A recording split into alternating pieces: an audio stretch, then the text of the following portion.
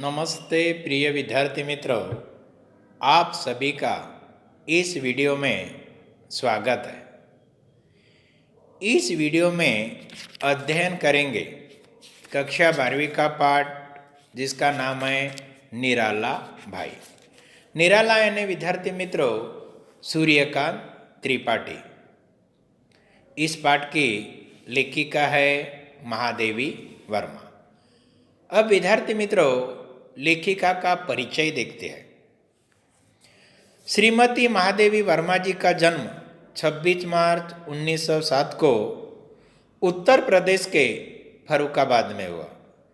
हिंदी साहित्य जगत यानी संसार में आप चर्चित एवं प्रतिभाशाली कवयित्री के रूप में प्रतिष्ठित है। प्रतिष्ठित यानी सम्मानित। हिंदी साहित्य जगत में महादेवी वर्मा एक प्रतिभाशाली बुद्धिमान कवित्री के रूप में उनकी चर्चा होती है और वह हिंदी साहित्य जगत में एक सम्मानित कवित्री के रूप में है। आप जितनी सिद्धत यानी कुशल कवित्री के रूप में चर्चित है, उतनी सफल गद्यकार के रूप में भी विख्यात है। विख्यात यानी प्रसिद्ध। श्रीमती महादेवी वर्मा जितनी पद्य में निपुण है, उतनी गद्य में भी निपुण है, विख्यात है, प्रसिद्ध है। आप छायावादी युग के प्रमुख स्तंभ है। विद्यार्थी मित्रों, छायावाद के प्रवर्तक जयशंकर प्रसाद को कहा जाता है। छायावादी युग के प्रमुख 4 साहित्यकार हैं: जयशंकर प्रसाद, सुमित्रानंद पंत, महादेवी वर्मा और निराला। उसमें छायावादी के प्रमुख है महादेवी वर्मा। आपके लिखे रेखाचित्र काव्य सौंदर्य की अनुभूति कराते हैं। महादेवी वर्मा द्वारा लिखित जो रेखाचित्र है वह काव्य के सौंदर्य को अनुभूति कराते हैं। अनुभूति यानी एहसास कराते हैं, साथ साथ सामाजिक स्थितियों पर चोट भी करते हैं। महादेवी वर्मा ने अपने साहित्य के माध्यम से उस समय समाज की जो बुरी रीतियाँ थी उसके ऊपर उन्होंने अपने साहित्य के माध्यम से चोट भी किया, आघात भी किया है। इसलिए वे काव्यात्मक रेखाचित्र हमारे मन में अमिट प्रभाव अंकित कर जाते हैं। इसलिए महादेवी वर्मा द्वारा लिखे गए कविता हमारे मन में न मिटने वाला असर छोड़कर जाते हैं। कवि निराला ने आपको हिंदी के विशाल मंदिर के सरस्वती का है। विद्यार्थी मित्रों ध्यान में रखिए कि कवि निराला ने महादेवी वर्मा को हिंदी के विशाल मंदिर के सरस्वती पूछा जा सकता है कि हिंदी के विशाल मंदिर की सरस्वती महादेवी वर्मा को किसने कहा, तो ये निराला ने कहा। हिंदी के कुछ आलोचक ने आधुनिक मीरा की उपाधि से संबोधित किया। हिंदी के कुछ आलोचक है, आलोचक यानी विद्यार्थी मित्रों किसी रचना के गुण दोष का विवेचन करने वाले उसे अपन आलोचक कहते हैं। और हिंदी के कुछ जो आलोचक है उन आलोचकों ने श्रीमती महादेवी वर्मा को आधुनिक मीरा की उपाधि से संबोधित किया। यह भी प्रश्न पूछा जा सकता है। आपका निधन 1987 में हो गया। महादेवी वर्मा की मृत्यु 1987 में हो गई। अब विद्यार्थी मित्रों देखते हैं महादेवी वर्मा की प्रमुख रचनाएं। निहार, रश्मि, नीरजा, दीपशिखा, सांध्य गीत, यामा कविता संग्रह, अतीत के चलचित्र, स्मृति की रेखाएं, मेरा परिवार रेखाचित्र, श्रृंखला की कड़िया, साहित्यकार की आस्था निबंध आदि महादेवी वर्मा की प्रमुख रचनाएं। अब विद्यार्थी मित्रों निराला इस पाठ की जो विधा है, विधा यानी भेद प्रकार, वह है संस्मरण। अब संस्मरण किसे कहा जाता है यह देखते हैं। विधा परिचय। आधुनिक हिंदी गद्य साहित्य में संस्मरण विधा अपना विशिष्ट स्थान रखती है। विद्यार्थी मित्रों संस्मरण का जो समावेश होता है वह गद्य में होता है। हमारे जीवन में किसी व्यक्ति के स्वाभाविक गुण से हमें जीवन यापन करते समय हमें एकादे व्यक्ति के स्वाभाविक गुण से हम प्रभावित हो जाते हैं अथवा उसके साथ घटित प्रसंग में प्रभावित हो जाते हैं। एका जो घटना उसके साथ घटित हो जाती है, उस घटना से या स्वाभाविक गुणों से उन व्यक्ति से हम प्रभावित हो जाते हैं, उनका असर हमारे ऊपर हो जाता है।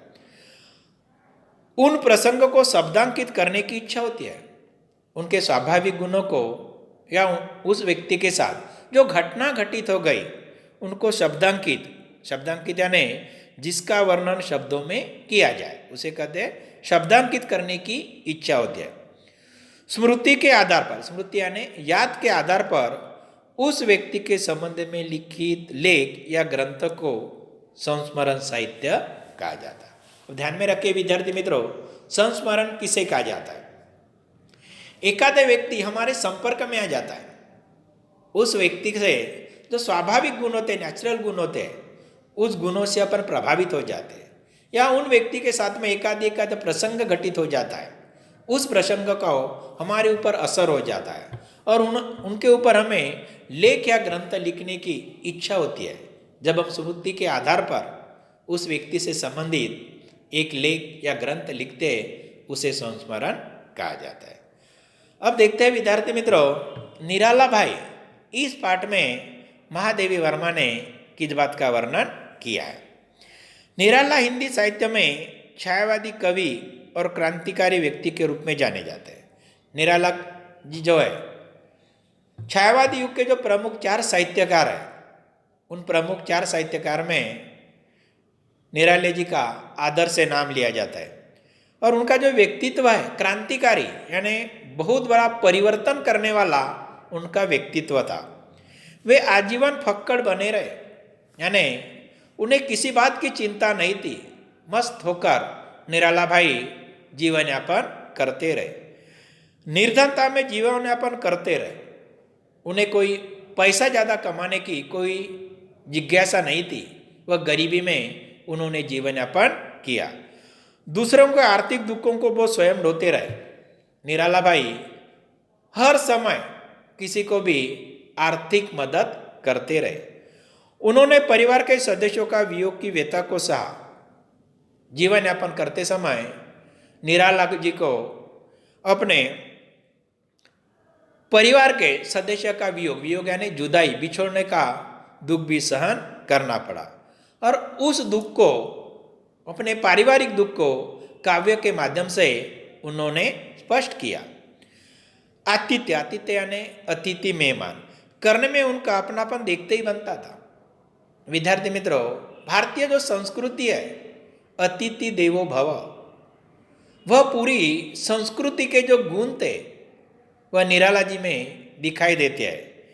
वह मेहमानों का हमेशा स्वागत करने के लिए तैयार रहते थे।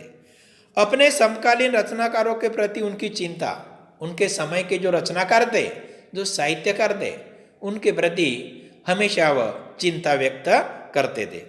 उनकी संवेदनशीलता को रेखांकित करती है। उनका व्यक्तित्व लोहे के समान दृढ़ है। लोहे यानी एक मजबूत, उनका जो व्यक्तित्व था एक लोहे के समान मजबूत था। तो हृदय में भाव तरलता से उत्पन्न था, लेकिन उनके दिल में क्या थी? एक दया भाव था। वे मानवता के पुजारी थे, वो इंसानियत के पुजारी थे। इन्हीं गुणों से लेखिका ने शब्दांकित किया है। यानी सूर्यकांत त्रिपाठी निराला जी में कौन कौन से गुण थे, उन गुणों को उन्होंने इस पाठ के माध्यम से व्यक्त किया है। अब विद्यार्थी मित्रों, पाठ का सरल अर्थ देखते हैं। एक युग बीत जाने पर भी मेरी स्मृति में घटा भरी अश्रुमुखी सावनी पूर्णिमा की रेखाएं नहीं मिट सकी। महादेवी वर्मा कहते कि एक युग बीत गया, एक युग यानी काफी समय बीत गया, लेकिन मेरी स्मृति यानी याद में भी एक जो घटा यानी समारोह जो घटित हो गया था, वह सावनी पूर्णिमा का, वह मुझे याद अभी भी नहीं मिट सकी। उन रेखाओं को उजले रंग न जाने किस व्यथा से गिलेगी, अब तक सुख भी नहीं पाए, उड़ने तो दूर की बात है। उस समारोह में सावन पूर्णिमा की जो घटनाएं मेरे साथ घटित हो गई थी, उस घटना की याद भूल जाना तो दूर की बात है, अभी तक वो याद मुझे नहीं की नहीं लगती है। उस दिन मैं बिना कुछ सोचे हुए भी निराला जी से पूछ बैठी थी। महादेवी वर्मा जी कहते कि बिना कुछ सोचे हुए मैंने उस दिन निराला भाई को पूछ बैठी, आपके किसी ने राखी नहीं बांधी? महादेवी वर्मा ने निराला जी को पूछा, आपको किसी ने राखी नहीं बांधी? अवश्य उस समय मेरे सामने उनकी बंद शून्य कलाई और पीले कच्चे सूत से ढेरों राखियां लेकर घूमने वाले यजमान खोजियों का चित्र था। विद्यार्थी मित्रों, जो धार्मिक कृत्य करते ब्राह्मण लोग उनके हाथों में ढेर सारी राखियां बंधी हुई थी, लेकिन निराला भाई के हाथों में कोई राखी बंधी हुई नहीं थी। इसलिए महादेवी वर्मा निराला जी को पूछ बैठे, आपको किसी ने राखी नहीं बांधी? पर अपने प्रश्न के उत्तर ने मुझे क्षण भर के लिए चौंका दिया। चौंका देना यानी भयभीत करना। महादेवी वर्मा ने निराला भाई जी को जो प्रश्न पूछा था, उस प्रश्न से कुछ क्षण के लिए महादेवी वर्मा भी भयभीत हो गई। कौन बहन हम जैसे भुक्कड़ को भाई बनावेगी? तब निराला भाई महादेवी वर्मा जी को कहते कि हम जैसे कंगाल भुक्कड़ यानी कंगाल गरीब लोगों को कौन बहन भाई बनावेगी? मैंने उत्तर देने वाले एकांकी जीवन की व्यथा थी या चुनौती, यह करना कठिन है, पर जान पड़ता है कि किसी अव्यक्त चुनौती के आभास ने मुझे उस हाथ के अभिषेक की प्रेरणा दी, जिसने दिव्य वर्ण गंध मधु वाले गीत सुमनों से भारती की अर्चना भी की है और बर्तनमान ने पानी भरने जैसे कठिन श्रम साधना से उत्पन्न श्वेत बिंदुओं से मिट्टी में श्रृंगार भी किया है। विद्यार्थी मित्रों, महादेवी वर्मा की में कलाई में कोई राखी बंधी हुई नहीं थी। उस समय अचानक महादेवी वर्मा निराला जी को पूछ बैठी है कि आपको ने किसी को राखी नहीं बांधी? निराला जी ने अपने जीवन में अनेक कार्य किया, बर्तन मांजने से लेकर श्रम साधना के श्वेत बिंदुओं से लेके मिट्टी का श्रृंगार किया ने जिन हाथों ने महादेवी वर्मा ने निराला भाई ने कठिन श्रम किया, उन्हीं हाथों में कोई राखी बंधी हुई नहीं थी। यह देखकर महादेवी वर्मा ने निराला जी को पूछा कि आपके हाथ में किसी ने राखी नहीं बांधी। धन्यवाद विद्यार्थी मित्रों, अगले वीडियो में शेष पाठ का अध्ययन करेंगे।